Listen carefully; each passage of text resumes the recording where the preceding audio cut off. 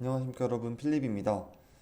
이번 영상은 유시스의 이승주 기자님의 한국전력 전기요금 인상 폭에 관한 기사입니다. 자세하게 알아보도록 하겠습니다. 이달 한파와 폭설로 전력 수요가 역대급 수준을 계속 갱신하면서 다음 주 발표를 앞둔 전기요금이 예상보다 더 오르는 것은 아닌지 주목됩니다. 다만 내년에도 고물가가 계속될 것이란 전망에도 전력 수요 증가로 한국전력의 적자 위기감이 고조되고 있습니다. 지난 23일 오전 11시 전력 수요량은 작년 경신되었던 최대치를 이미 4.2%나 높게 기록된 바 있습니다. 한국전력의 적자 역시 역대 최대치를 기록할 가능성이 높습니다. 금융투자업계 등에 따르면 한전은 4분기 약 8조 6천억 원의 영업 손실을 포함해서 올해 최대 30조 원의 적자를 기록할 것으로 추산됩니다. 사채 발행 한도를 확대하는 한전법 개정안이 국회 상임위원회 문턱을 넘으면서 한 고비를 넘긴 듯 보이지만 이 또한 빚인 만큼 적자 개선을 위해 실질적인 공공요금 인상이 필요한 상황입니다.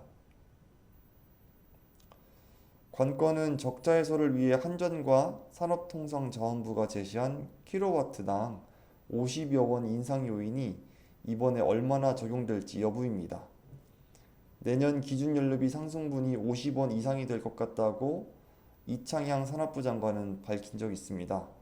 물론 서민이나 소상공인 기업에 충격을 주지 않기 위해 단계적인 인상을 추진하겠다는 단서를 달았습니다. 하지만 예상치 못한 한파에 역대급 전력 수요가 이어진 만큼 한전의 적자가 더 늘어날 것이라는 우려가 고조되고 있습니다. 전기요금 정상화는 불가피한 상황임을 알 수 있는 내용입니다. 이번 전력 수요 급증의 원인은 더블 블로킹으로 인한 북극발 한파로 전국적으로 기온이 크게 떨어지면서 난방 수요가 급증했기 때문으로 분석됩니다. 이처럼 한파 속에서 고물가 역시도 고려해야 하는 상황입니다. 기획재정부는 내년 소비자 물가가 3.5% 상승할 것으로 전망했습니다. 지난 6월 전망치보다 0.5%포인트 상향 조정된 것입니다. 유가, 곡물 가격 등 국제 원자재 가격이 내려가면서 올해보다는 상승폭이 축소되겠지만 여전히 한국은행의 물가 안정 목표인 2%를 웃돌 것이라는 설명입니다.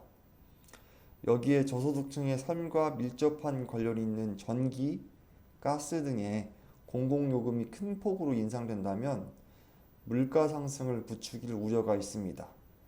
무역수지 적자로 경기 침체가 우려되는 상황인 만큼 정부에서 인상에 신중할 수밖에 없는 이유입니다. 이민재 NH투자증권 연구원은 세외 전기요금은 필요한 50원 인상 계획 중에서 일부만 시행될 것으로 예상입니다. 25원 정도가 인상될 것이라 예상하고 있습니다. 또한 한전법 통과를 반대한 더불어민주당이 전기요금 정상화를 주장하면서 정부가 전기요금 인상을 적극 반영할 가능성이 높아졌다고 덧붙였습니다. 남인식 SK증권 연구원은 한전법 개정안 당시 양이원영 민주당 의원이 언급한 킬로와트당 60원 이상 인상안이 가장 최대폭일 것 같다. 지지율 하락을 염두하면 야당이 요구한 인상폭을 모두 수용하기 어렵기 때문이라면서 기준연료비를 30에서 40원 인상할 것이라고 전망했습니다. 네, 지금까지 한국전력의 전기요금 인상과 관련된 기사였습니다. 2022년 12월 27일 화요일, 오늘 하루도 이렇게 시작이 됩니다. 오늘 제가 준비한 문장은 안중근의 어머니 조마리아는 며느리 김아려가 큰아들인 안분도에게 정을 과도하게 베푸는 일을 나무랐습니다. 조마리아는 아이가 여름의 더위와 겨울의 추위를 스스로 즐거워하도록 키우라고 안중근의 아내인 김아려에게 일렀습니다.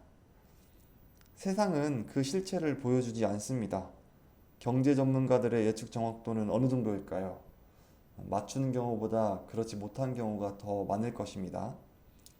이러한 세상의 무작위성을 기회로 삼아서 성장하고 싶습니다. 이제 곧 세상에 나올 제 아이에게 조마리아 여사의 가르침을 주고 싶습니다. 스스로 우뚝 일어나는 그런 아이로 키우고 싶은 제 마음이 이 문장에 잘 담겨 있는 것 같아서 소개해 드립니다. 오늘 하루도 좋은 하루 보내시길 바랍니다. 긴 영상 시청해 주셔서 정말 감사합니다.